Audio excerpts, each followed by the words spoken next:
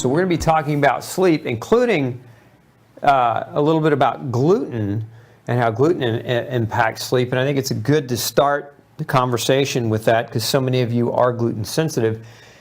And it's one of those areas where doctors very frequently, when somebody's gluten sensitive, they don't associate gluten with sleep problems.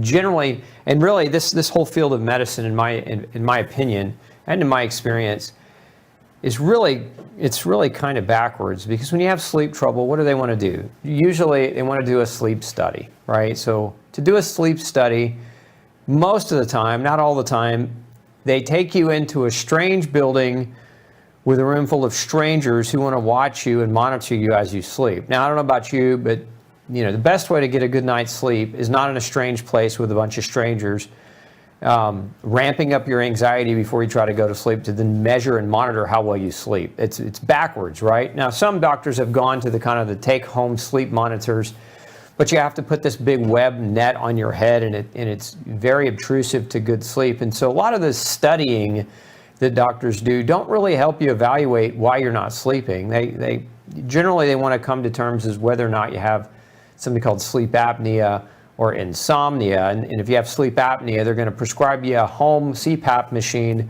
and a CPAP machine is going to force air into your mouth, or not in your mouth, but up through your nose and into your body, because either your airways are too restrictive, your sinuses are too congested, or you're not breathing, or stopping your breathing when you're going to sleep at night. And so that doesn't really resolve why you're not sleeping, right? So a lot of the measures to evaluate sleep are, in my opinion, they're archaically crazy and not very helpful. And a lot of the measures to improve sleep are rather obtrusive and not very helpful either, because the reality is most people have a reason why they're not sleeping, and it's not generally because they have a deficiency of a CPAP machine that they can take home, and it's not because they have a deficiency of clonazepam or any other anti-anxiety medication or any other very high-powered sleeping medication that overrides your body's alert systems and puts you into a state, in my opinion, where it induces sleep where it shouldn't, right? Because your body is not letting you sleep, and there's a reason why. Your body is smarter than the drugs, and if you override your body's messaging with drugs, you're going to end up in trouble, and you're not going to end up in a good place. So all that being said, let's talk about gluten a little bit as it relates to sleep. Now, there have been studies on gluten, and we'll pull that up first. So there have been some studies. This is just one I wanted to show you tonight. There's more than this. And by the way, if you guys want to get show notes, in essence, everything that we're talking about, all the graphics, all the images, all the research studies, all the links to the studies to read them yourself, come over to glutenfreesociety.org. Make sure you sign up for our newsletter.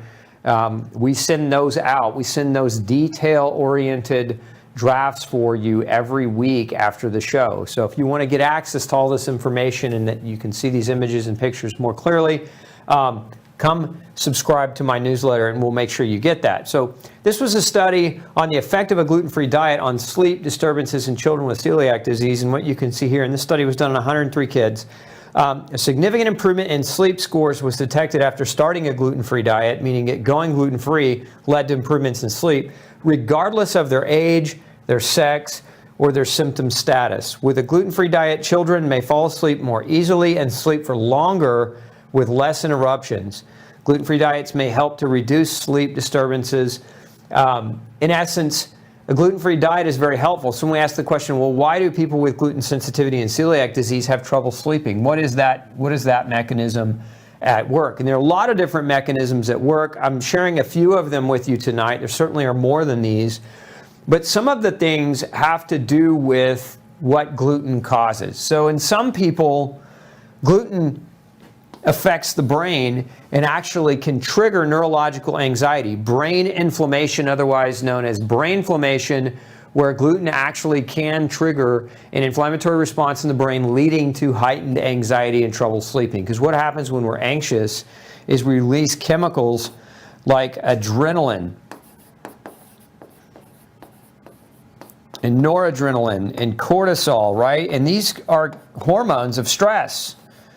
This is why we're experiencing anxiety, right? We're producing the hormones of stress, and when we produce the hormones of stress, It's a feed-forward cycle, right? Anxiety causes increased cortisol. Cortisol elevation causes increased anxiety. So we have to find out what's causing the anxiety. Well, for many of the people, it's eating food that their body perceives to be a threat, and it creates an inflammatory response driving this. So this is one of the reasons why, for many people, especially those of you who had neurological manifestations of gluten exposure, like anxiety or bipolar disease or ADD, again, neurological manifestations driving anxiety, going gluten-free helps that, and therefore has an impact on sleep. Another common one that we see that gluten causes is acid reflux.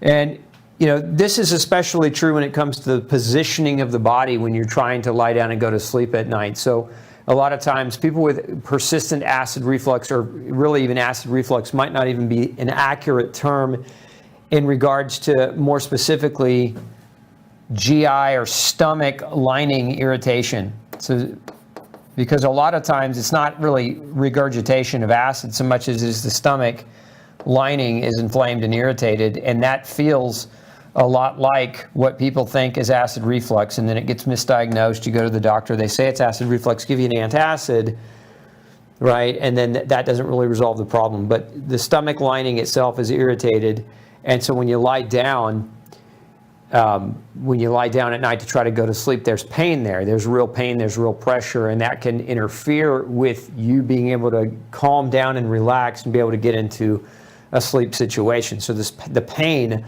right, of that irritation. Then there's also physical pain manifestations in the muscles and in the nerves, and then also in the joints. So there's diseases like rheumatological disease, rheumatoid arthritis, neuropathies, different types of myopathies where the muscle itself becomes inflamed. So nerve, muscle, and joint inflammation, we know gluten can cause all three. And so pain is one of the big causes of an inability to fall asleep. And you get this all the time. People come to see me, they're in a lot of pain and their sleep is disrupted. And because their sleep is disrupted, they can't heal from the pain. I'm going to kind of shrink this down because I want to draw your attention to, a kind of a cycle, if you will. So you need sleep in order to heal and repair. And without sleep, you don't repair. And this is when we do this at night. So our body heals, repairs itself at night. And so we need to repair so that we can recycle cells to continue to function, right? In order to function, what does function mean? Function is to continue to function in the world, right? Your muscles and your nerves and your skin and your bone, all of the cells in your body need this repair work because cells can be damaged. There are a number of things in the environment can damage cells. Radiation, gluten, as we're talking about right now, is one of those things. Other people have food allergies that are related to that damage. Some people are exposed to chemical toxins related to that damage. So you need that repair work, right? And that to recycle cells and to heal and repair the functionality so that you can have functionality of your cells. Because what happens if you don't have this, if you don't have repair, is you end up losing function. But not just that, right? You actually lose the ability to heal. So really, losing the ability to heal comes first. So this would be 1, and then this would be 2. So because when you're not sleeping, you're not healing, you're not repairing, and when you're not repairing, your cells and your tissues become more and more damaged over time. They age more quickly, and they start to lose their ability to function, and then you feel older, and you can't heal. Again, you can't repair. And so when you're eating something like gluten, it's creating a vicious cycle where you are in chronic pain, and it's disrupting your sleep. The pain that's being caused by the damage from the gluten won't heal if you don't quit eating gluten, but it really also won't heal if you are still in pain and you're not able to sleep. So it creates this vicious cycle where sleep is constantly disrupted. Another example of a gluten-induced condition is eczema and other skin rashes like psoriasis. These things create severity of itching on the skin, right? I sometimes get parents bring their kids to me and the child's got eczema head to toe, and all night long, what are they doing? They're scratching their skin. They can't fall asleep because they're just incessantly itching. Skin is oozing and weeping sores, right? And so a lot of times I got parents that duct tape gloves or mitts on their children's hand to prevent them from scratching. You think about that, it's miserable existence. Diet change for many, right? For many, diet change is the answer here, because if these things go away, and these are just, again, this is just a list of examples of gluten-induced symptoms that can disrupt sleep as a result of how it makes you feel, right? Then the diet change is pretty simple.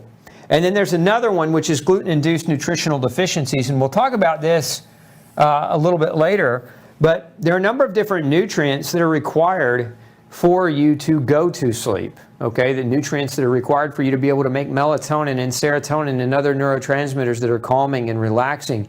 There are nutrients that are required to help regulate blood sugar and cortisol so that when you do go to sleep, you can stay asleep. And so gluten-induced nutritional deficiencies is a very, very common side effect of long-term gluten exposure due to the GI damage. And so a lot of people struggle here. And even if you're not gluten sensitive, nutritional deficiencies can be a major, major cause of sleep disturbance and sleep disruption. Hey, don't forget to check out the rest of the series right here. Make sure you hit subscribe below. And as always, thanks for tuning in.